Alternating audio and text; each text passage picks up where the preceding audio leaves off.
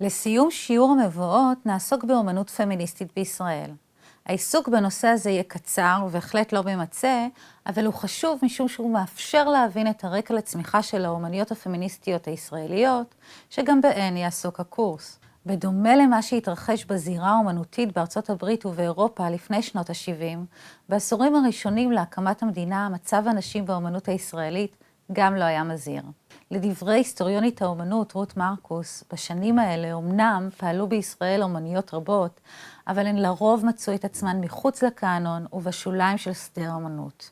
הסצנה האומנותית בתקופה הזו נשלטה בידי גברים, וההצלחה של אומניות אחדות כמו אביבה אורי ואנה טיחו לא שיקפה את המצב של כלל היוצרות.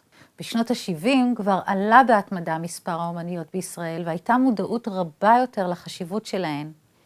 עם זאת, לא התפתח בארץ זרם נפרד ומובחן של אומנות פמיניסטית כפי שקרה בארצות הברית ובאירופה.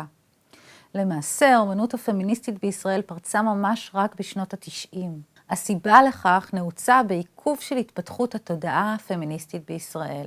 בעוד בארצות הברית ובאירופה הגל השני של הפמיניזם היכה באופן חזק מאוד בשנות ה-70, בישראל הוא לא התפתח לתנועה חברתית סוחפת. הדבר נבע מסיבות שונות. בשנות ה-70 נחשבה ישראל מדינה שבה יש ערכי שוויון בין המינים. גולדה מאיר כיהנה כראשת ממשלה, היה בישראל שירות צבאי חובה לנשים, וגם החברה הקיבוצית נתפסה כמסגרת שוויונית. אבל בפועל השוויון היה רק מיתוס. נשים בישראל לא הגיעו להישגים מרשימים בתרבות ובחברה, והן נחשבו האחראיות הבלעדיות לבית ולמשפחה. גם מאבקים נוספים שבהם הייתה מעורבת המדינה הצעירה, עיכבו את המהפכה הפמיניסטית.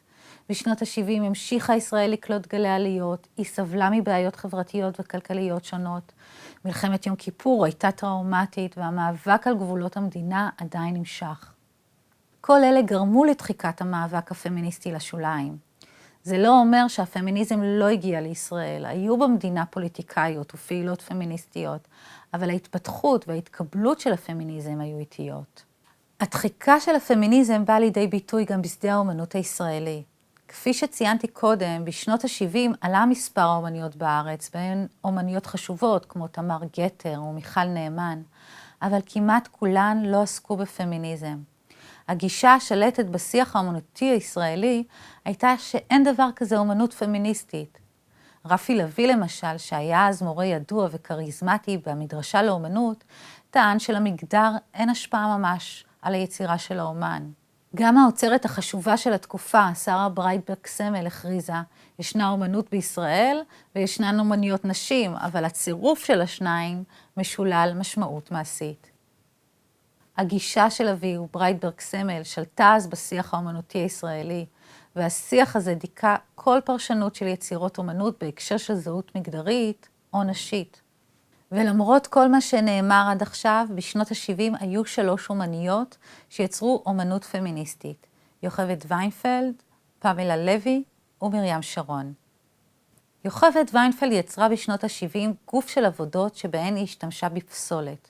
צמר גפן, גרבי ניילון וחוטי תפירה, ואת כל אלה היא הרכיבה בצורות של דימויים של אברי מין נשיים, פתחים ורקמות. נוסף על אלה, יצרה מספר רב של דיוקנאות של חלקי הגוף והפנים שלה עצמה, שצולמו כאילו הם תפורים. בדומה לאומניות פמיניסטיות אמריקאיות בנות זמנה, התצלומים שלה הציגו גוף נשי מעוות וכואב.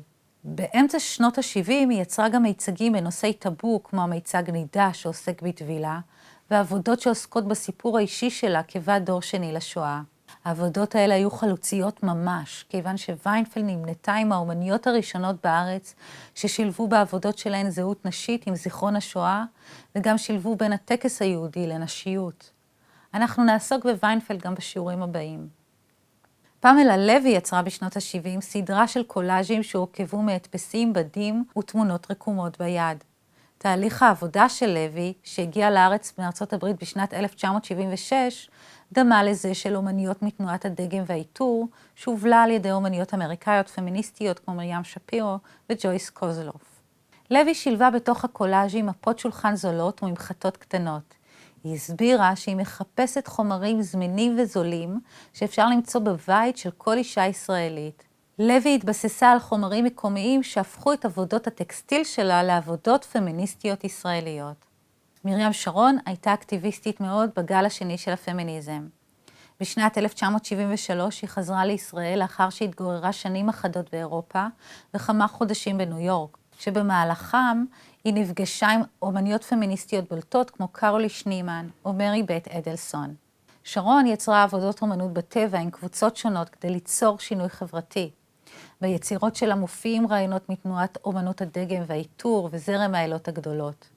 אחת מהעבודות שלה היא פרויקט אנשי סיני, שבו שיתפה פעולה עם נשים בדואיות, שיחד איתן יצרה עבודות של רקמה, תפירה וחול. המטרה הייתה ליצור שיתוף פעולה בין נשים ולחבר אותן מחדש עם האדמה ועם מלאכות היד הנשיות המסורתיות כפעילות מעצימה. ויינפלד, לוי ושרון יצרו עבודות פמיניסטיות בועטות, אבל בשנות ה-70 הן היו היוצאות מן הכלל.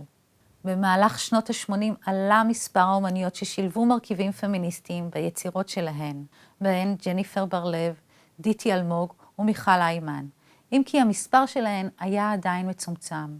בשנות ה-90 פיתחו יותר ויותר אומניות מודעות פמיניסטית ויישמו אותה ביצירות.